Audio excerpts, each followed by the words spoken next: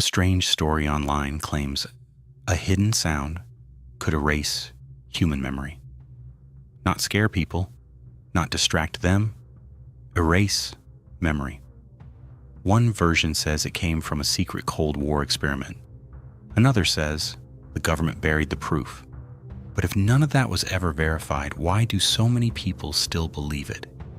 And what was really happening behind closed doors in America at the time? Welcome to Cryphion Case Files. The internet gave this mystery a dramatic shape. A classified test, a lost subject, a frequency too dangerous to release. It sounds like science fiction. It sounds impossible. And that is exactly why people click on it. But here's where the story shifts. There is no verified historical record proving that a specific sound was ever used to erase memory in the way these online stories claim. No confirmed file says that. No trusted archive proves it. So does that mean the whole idea is worthless? Not exactly. Because the fear behind the story came from something real. During the Cold War, the CIA ran secret research programs focused on the human mind.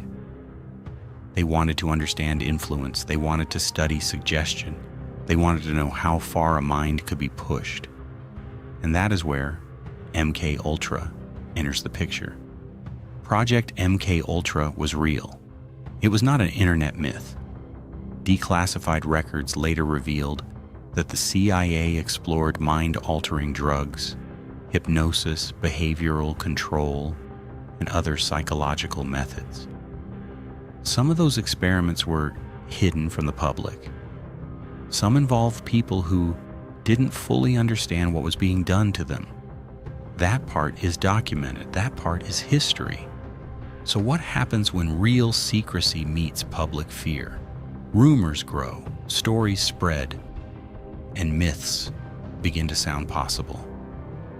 That may be exactly what happened here.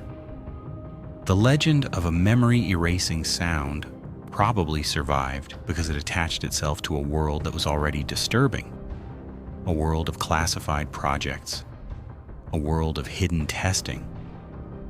A world where intelligence agencies were willing to explore the edges of human behavior in secret. And once people learned that those programs existed, the next question comes fast. If they tested drugs, hypnosis, and coercion, what else did they try? That question is where the mystery lives. There were also broader military and scientific efforts to study stress, perception, sensory overload, and the effects of sound on the body and mind. That does not prove the internet legend, but it does explain why it feels believable.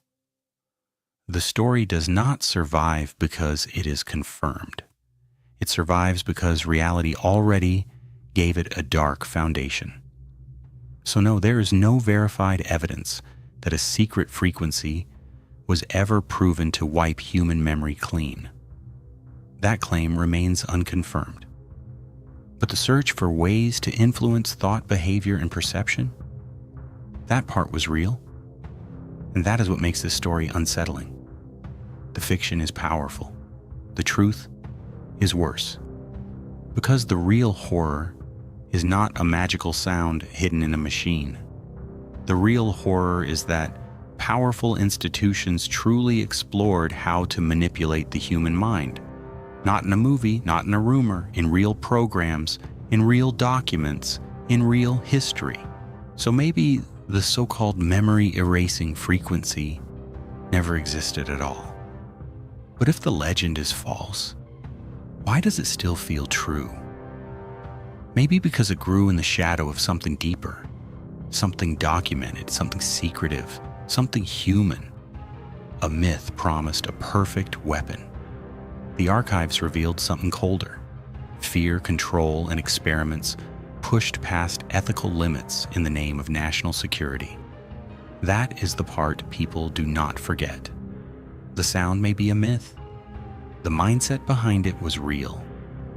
Subscribe to Cryphion case files for more real mysteries.